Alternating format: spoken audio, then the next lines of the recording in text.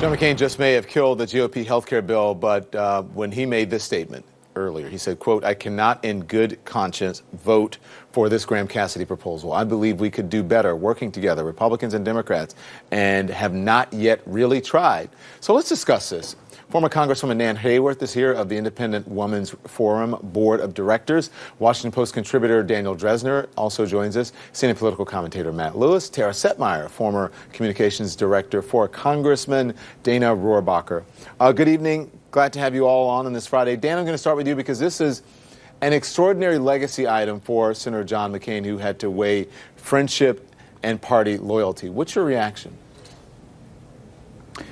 My reaction is that it is the surprising element of this is the fact that his best friend in the Senate, Lindsey Graham, was one of the co-sponsors of the bill. So that did make it somewhat unusual. But in some ways, the objections that he raised this time around weren't fundamentally all that different from the objections he raised in July when he originally killed skinny repeal, which was he kept insisting on regular order. In some ways, this was worse because at least that bill had at least some degree of CBO scoring. So there was at least some measure of the effects. This one, there was no CBO score. I think there was an attempt or a plan to schedule one hearing, but this was about as far from regular order as you can get, so it's not surprising that McCain didn't change his mind. Yeah, and listen, this is an extremely important matter, Matt, but friends disagree all the time and remain friends. Family members disagree all the time and remain loved ones, remain family members. But you say Senator McCain had to do this because his legacy outweighed all else. Explain that. I think so. And look, I mean, Lindsey Graham and John McCain aren't just friends. You know, there are people who are friends who disagree, but Lindsey Graham and John McCain are almost always allies. They're almost always together. So this was odd, I think. But, John McCain, I think it would be interesting. We'll never know this. It's impossible to say. But, John McCain, if he hadn't gotten that diagnosis, that health diagnosis, I don't know how we would have voted on this. It's impossible to say, but remember how it played out.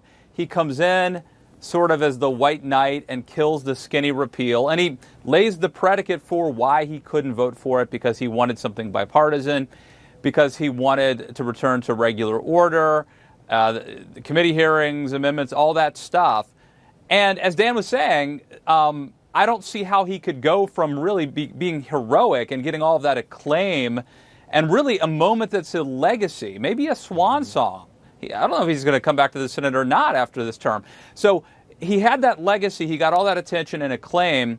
To completely do a 180 and vote for this now would have really undermined all of what he did last time. It would have been very weird. That's why it's not a surprise to me. I remember we were all sitting here last time. Remember the skinny repeal, and we were all talking? And I said, if anyone knows what the healthcare system is like right now, it's John McCain, who's actually in the throes of it, and he's dealing with it. Tara, do you remember that conversation? Do you agree with that? And it's sort of basically what April Ryan said, last segment. Yeah, well, we always have to remember that John McCain has always been the maverick, right? He's never been one to necessarily go along with what everybody wanted, or he hasn't always been the most conservative senator on things. So, I mean, John, I agree with Matt in that with John McCain being so adamant about process before when the skinny bill went down, that if that's still the same reason this time, I think that's valid.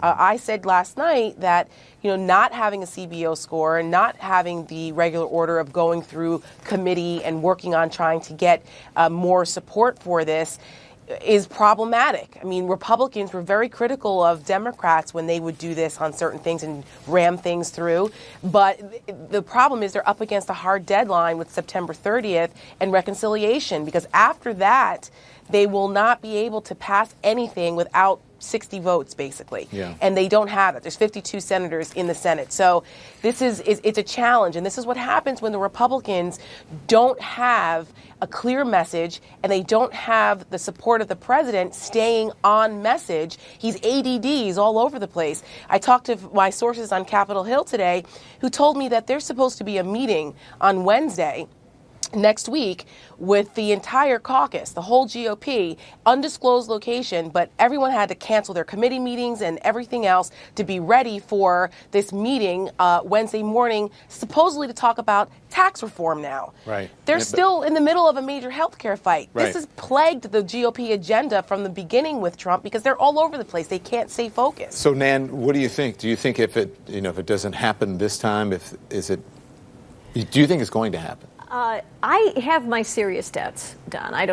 I'm not confident that Senator Murkowski won't go the same way now, especially since her governor has expressed his opposition to the bill, which is really unfortunate because the bill has a lot of provisions that would actually make access to care. I mean, you can say what you want about access to insurance, and arguably that has declined precipitously in recent years. But not just that, access to care would be vastly better with this bill. Okay, so if it's such a great bill, yeah, right, then why rush it? If it's really great, then there will be people from the other side of the aisle who may jump on board and say, you know what, this is actually better than, this is a way to improve the healthcare system. Don, I think there is a real ideological divide between the Democratic minority in the Senate and the Republican majority. I mean, we have but a few swing senators on both sides of the aisle, but not enough to constitute 60 votes to get the legislation to the floor for vote. And that's the problem. And we're running out of time because of the reconciliation mechanism. Yep. Now, I happen to agree with the president. I think they're going to have to relinquish the filibuster if they really want to move forward.